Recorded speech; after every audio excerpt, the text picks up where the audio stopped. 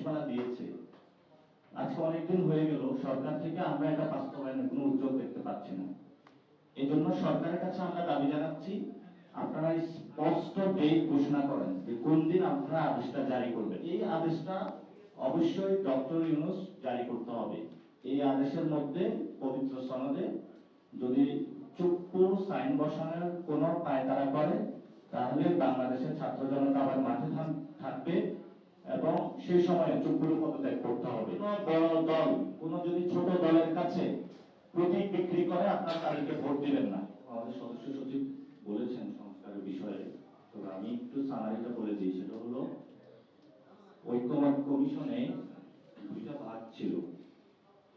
একটা হলো সবাই যেটাতে ঐক্যমত হয়েছে, আর সাথে যেটা নোট অফ ডিসেন্ট ছিল সেটা ছিল দলীয় মতামত।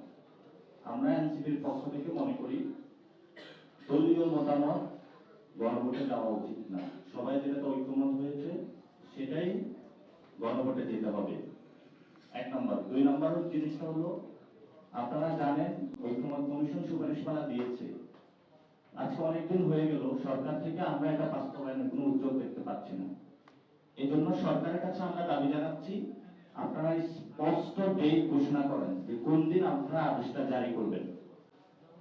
থার্ড পয়েন্টটা হলো, এই আদেশটা অবশ্যই ডক্টর ইউনূস জারি করতে হবে। এই আদেশের মধ্যে পবিত্র সনদে যদি চুক্তি সাইন বসানোর কোনো পায়তারা করে, তাহলে বাংলাদেশের ছাত্র জনতা আবার মাঠে থাকবে এবং সেই সময়ে চুক্তির পদত্যাগ করতে হবে।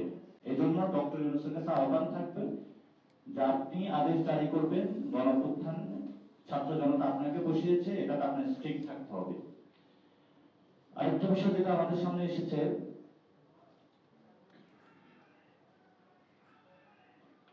বর্তমানে আসনের লোক দেখিয়ে গণতন্ত্রের যে পথ সেটাকে রুদ্ধ করা হচ্ছে।